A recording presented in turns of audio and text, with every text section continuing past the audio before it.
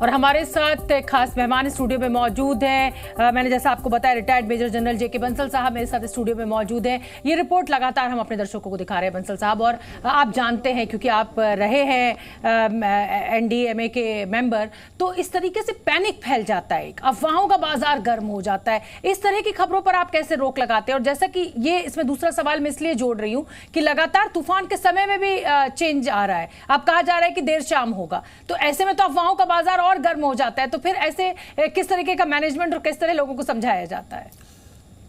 बिल्कुल ठीक कहा आपने, अफवाहें होती हैं अगर किसी चीज़ की सर्टेनिटी नहीं है, लेकिन आजकल मीडिया बड़ा स्ट्रॉन्ग है। आपका जी न्यूज़ इतनी अच्छी रिपोर्टिंग कर रहा है, तो जो पल पल की खबरें दिखाते हैं तो उनके सारे डाउट दूर हो जाते हैं। जहाँ तक कहा आपने कि जो टाइमिंग्स का हिसाब है, जो कोई एक तूफ़ान या चक्रवर्ती तूफ़ान स्टार्ट होता है तो उसकी डायरेक्शन भी चेंज होती रहती है, समय भी चेंज होता रहता है। पहले जो डायरेक्शन है वो ज़्यादा कराची को हिट करने वाला था, फिर ये राइट की तरफ को मुड़ के गुजरात की तरफ को चला गया। इसी प्रकार से जो स्पीड बदलती रहती है, कभी वो 6 किलोमीटर पर आवर हो जाता है, कभी 10 हो जाता है, कभी 5 हो जाता है, तो उसके जो स्पीड जो बदलती रहती है, तो इस वजह से जो कब तक वो आए उसका कहना मुश्किल है।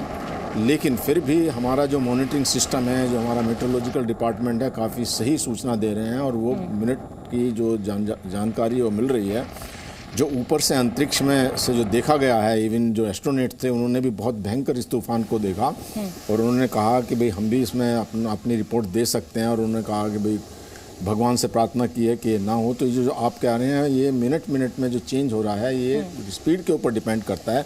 लेकिन अगर देर हो रही है तो एक तरह से अच्छा ही है। वो इसलिए है कि इसका मतलब उसका जो इम्पैक्ट है वो कम हो रहा है, स्पीड कम हो रही है। जितनी स्पीड कम होगी इम्पैक्ट कम पड़ेगा। उसी प्रकार से हवाओं भी तो धीरे धीरे कम होती जाएंगी।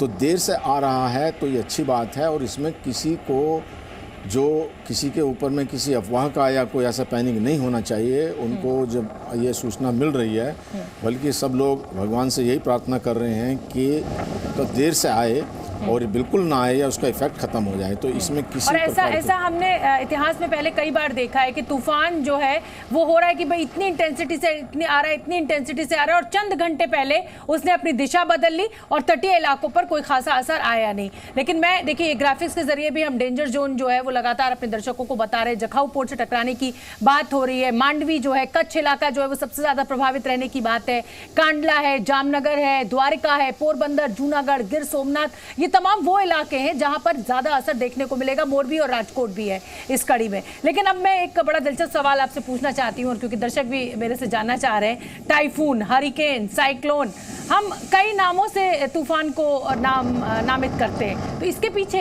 क्या कहानी है, कैसे? ये टाइफून, हरिकेन, साइक्लोन, ये बिल्कुल एक ही चीज़ है, समुद्र में उठते हैं। उसी प्रकार से इनका जो है ये उसका एक ही प्रक्रिया है। लेकिन ये डिपेंड करता है कौन सी जगह में है। जैसे कि अगर नॉर्थ पैसिफिक है, वेस्टर्न पार्ट जहाँ पर अलास्का वगैरह है, उसमें इसको टाइफून बोलते हैं। और जो कैरेबियन सी है, जो मिडिल अटलांटिक और मिडिल पैसिफिक, उसमें इसको हरिकेन बोलते हैं। और जो हिंद महासागर है और जो साउथ का प्रशांत महासागर है, इसको बोलते हैं साइक्लोन, जो हम कह रहे हैं। तो चीज़ ये एक ही है, लेकिन डिफरेंट जगह होने पर ये हो जाता है। लेकिन अगर ये इक्वेटर के साउथ में होता है तो राइट साइड में घूमता है, क्योंकि पृथ्वी की डायरेक्शन की वजह से। ठीक है। और अगर इक्वेटर के नॉर्थ में होता है तो बाईं तरफ को घूमता है, जो चक्रवात की होती है।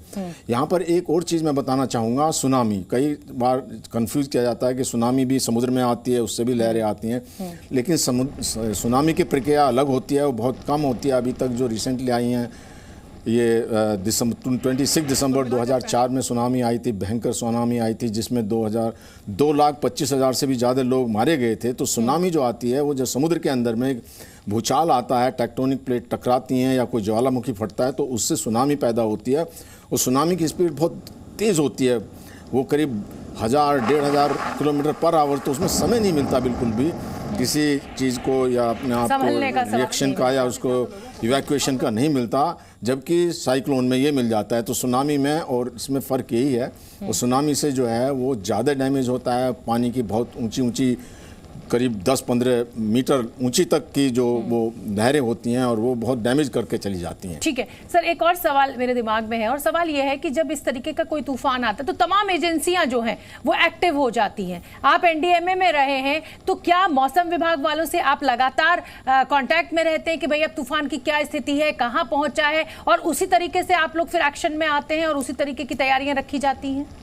देखिए, जो कोई भी ऐसी घटना, जैसे अभी इस तूफ़ान के बारे में 11-12 तारीख को बहुत पहले पता चल गया था कि एक तूफ़ान वहाँ पे बना है, वो चल रहा है, तो वो तो जो मीटियोलॉजिकल डिपार्टमेंट है वो ब्रॉडकास्ट करता रहता है इन जनरल पब्लिक ऑल्सो, पर जो हमारे कंट्रोल रूम है एनडीआरएफ के या एसडीआरएफ के या डिसास्टर मैनेजमेंट के, तो उनको एक लिखित में एक रेगुलर वे में जो मौसम की जानकारी आती है, और उस मौसम की जानकारी को मद्देनज़र रखते हुए अपने जो प्लान्स हैं, जो एक डिसास्टर मैनेजमेंट प्लान बनाया हुआ होता है, वो प्लान एक्टिवेट हो जाता है, और जिस प्रकार की भी कोई मौसम के जो भविष्यवाणी या जो प्रिडिक्शन के हिसाब से, उसी तरह से एनडीआरएफ, एसडीआरएफ, स्टेट एडमिनिस्ट्रेशन, वो जो सेंट्रल एजेंसीज हैं वो सब जो उसमें एक्टिवेटेड हो जाती हैं और अपना अपना कार्य शुरू कर देती हैं, और यही एक अच्छी बात है, यही प्लानिंग की बात है। इसलिए आजकल जो जीरो कैजुअल्टी की बात कर रहे हैं वो इसी बेस के ऊपर कर रहे हैं। नहीं तो जो कैटरीना एक आया था यूएस में, कैटरीना साइक्लोन आया था, उसमें इतनी जो बर्बादी हुई थी कि पूछो मत, यूएस जैसी जगह में उसको संभाल नहीं पाए थे, जबकि हमारे हिंदुस्तान में अभी हम अच्छे से संभाल लेते हैं। बिल्कुल, बहुत बहुत धन्यवाद बंसल साहब इस जानकारी के लिए, और बहुत ही जिसको कहा जाए कि अच्छी बातें बंसल साहब ने हमें बताई कि भाई टाइफून, हरिकेन, साइक्लोन है तूफानी, लेकिन इलाकों की वजह से इन्हें अलग अलग नामों से जाना जाता है। इनका इफेक्ट बिल्कुल एक सा होता है, अगर तेज तूफान है तो तटीय इलाके को डैमेज करता ही करता है। बहुत बहुत धन्यवाद बंसल साहब, आपने जी न्यूज के लिए वक्त निकाला। और अब वक्त जी न्यूज।